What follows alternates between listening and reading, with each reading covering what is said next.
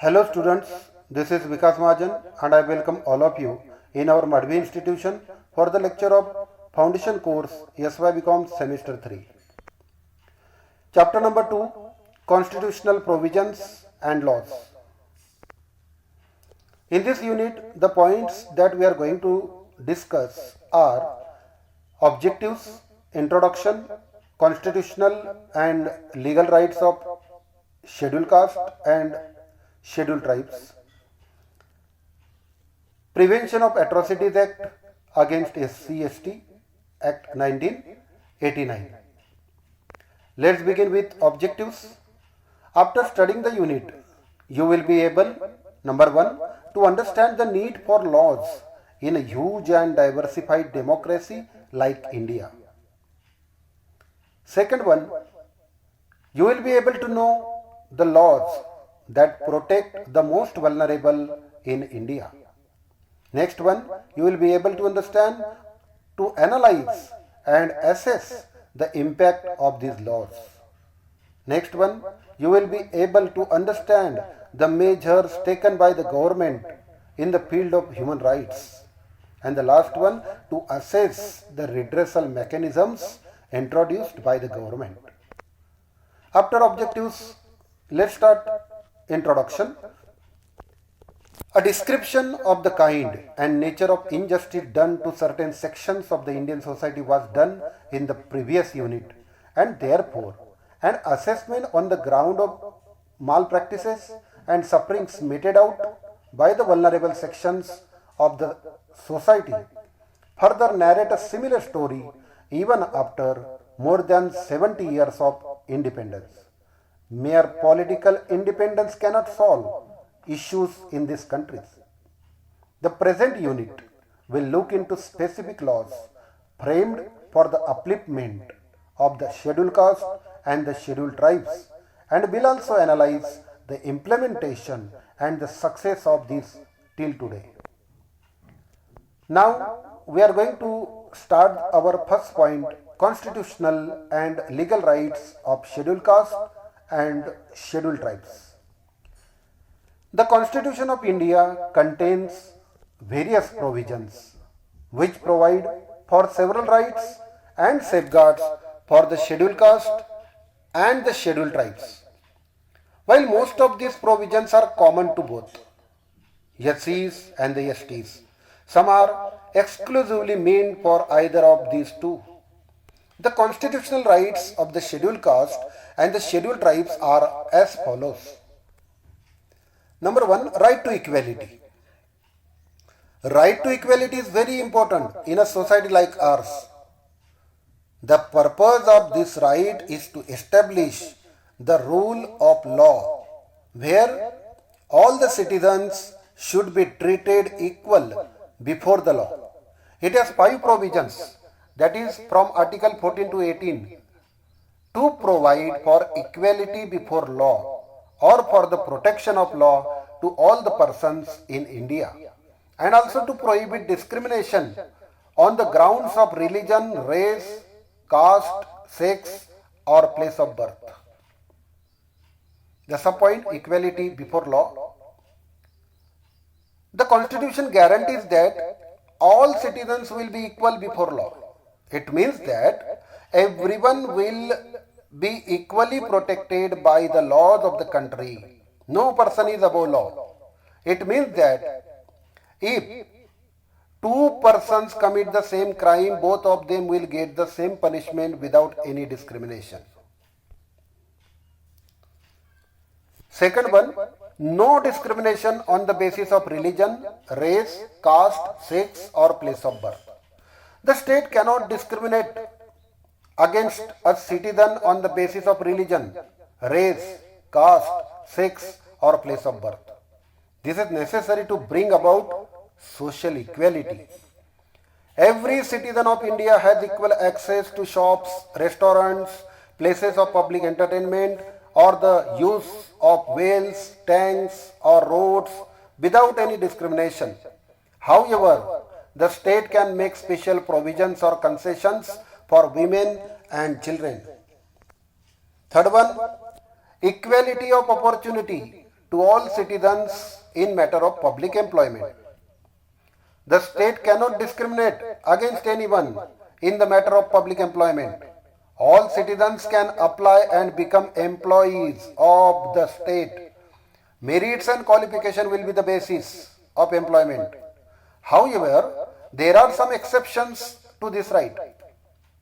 There is a special provision for the reservation of posts for citizens belonging to SC, ST and OBCs. Fourth one, abolition of untouchability. Practicing untouchability in any form has been made a punishable offense under the law. This provision is an effort to uplift the social status of millions of Indians who had been looked down upon and kept at a distance because of either their caste or the nature of their profession. But it is really very unfortunate that despite constitutional provisions, this social evil continues even today. Can you find any difference when you see a nurse cleaning a patient, a mother cleaning her child, and a lady cleaning a toilet in the illustration? Why do people consider the cleaning of a toilet in a derogatory manner? Next one is, second one, that is right to freedom. You will agree that the freedom is the most cherished desire of every living being. Human beings definitely want and need freedom. You also want to have freedom. The Constitution of India provides right to freedom to all its citizens. This right is stipulated under Article 19 to 22. The following are the categories of right to freedom. A. Freedom of speech and expression. B. Freedom to assemble peacefully and without arms. C. Freedom to form associations and union. D. Freedom to move freely throughout the territory of India. E. Freedom to reside and settle in any part of India. And the last one, F. Freedom to practice any profession or to carry on any occupation, trade or business. The purpose of providing these freedoms is to build and maintain an environment for proper functioning of democracy. However, the Constitution has authorized the state to impose certain reasonable restrictions on each of them. Next one is right against exploitation. Have you ever thought how many ways exploitation takes place in our society?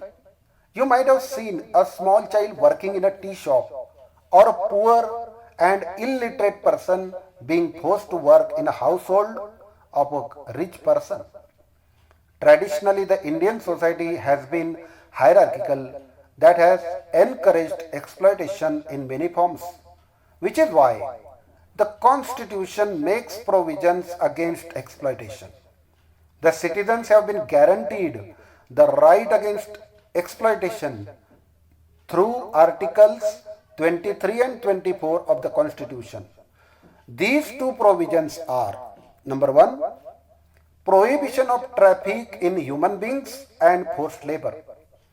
Traffic in human beings and beggar and other similar forms of forced labor are prohibited, and any breach of this provision shall be an offense punishable in accordance with law. Traffic in human beings means selling and buying of human beings as material goods. Trafficking, especially of young women, girls, and even boys, is continuing as an illegal trade. Earlier, especially in the feudal Indian society, people belonging to the poor and downtrodden sections were made to do work free of charge for landlords and other powerful people. This practice was beggar or forced labor. Second one, prohibition of employment of children in factories, etc.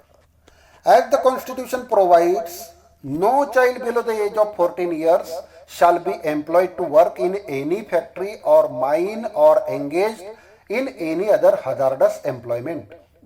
This right aims at eliminating one of the most serious problems, child labor, that India has been facing since ages. Some important laws protecting the rights of vulnerable are: number one, the prevention of atrocities against SC/ST 1989. The Scheduled Caste and Tribes Prevention of Atrocities Act 1989 was enacted by the Parliament of India, Act 33 of 1989, to prevent atrocities against scheduled caste and scheduled tribes. The act is popularly known in short as POA, that is Prevention of Atrocities. The SC/ST Act, the Prevention of Atrocities Act, or simply the Atrocities Act. The SC and ST's Prevention of Atrocities Act 1989 with stringent provisions was enacted on 9 September 1989. Section 23 in bracket 1 of the Act authorizes the central government to frame rules for carrying out the purpose of the Act. The purpose of the Act was to help the social inclusions of Dalits into Indian society, but the Act has failed to live up to its expectations. The Scheduled Caste and Scheduled Tribes Prevention of Atrocities Act 1989, hereinafter referred to as the SAID Act, was enacted in order to prevent the commission of atrocities against members of scheduled caste and scheduled tribes, and to provide for special courts for the trial of offence under the SAID Act, as also to provide for the relief and rehabilitation of victims of such offences. Atrocity has been defined under Section 2 of the SAID Act to mean an offence punishable under Section 3. Main provisions of the Act are as under. Number 1, the Act defines offences of atrocities and prescribes punishment. Therefore, Section 3. Second one, punishment for willful neglect of duties by non-SC/ST public servant. Section 4. Third one, designating for each district a court of session as a special court for speedy trial of offences under the Act. Section 14. And fourth one, appointment of public prosecutors, special public prosecutors for conducting cases in special courts. Section 15. And fifth one, preventive action to be taken by the law and order machinery. Section 17. Salient provisions of the Scheduled Caste and the Scheduled Tribes Prevention of Atrocities Rules 1995 notified under the POA Act are as under. Number 1, it defines various types of atrocities against the SCs and the STs. These include forcing an SC or ST person from drinking or eating any inedible or obnoxious substance, forcibly removing clothes, parading him or her naked with a painted face or body, compelling to do beggar or other forms of forced labor.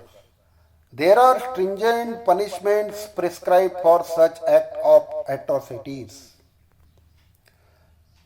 Number 3, crimes committed by the non-SC or STs are considered as severe offences, whereas there is no mention of any crimes done by the SCs or STs themselves. Fourth one, it provides for compensation, rehabilitation and relief for victims of such atrocities. Fifth one, it also makes provisions for setting up a mandatory periodic monitoring system at the district, state and national levels. In this way, today we have discussed from chapter number 2, legal provisions and the laws, some of the points that those were objectives, introduction, constitutional and legal rights of scheduled caste and scheduled tribes, and Prevention of Atrocities Act against SC/ST 1989. Okay, I hope that you might have understood this points clearly.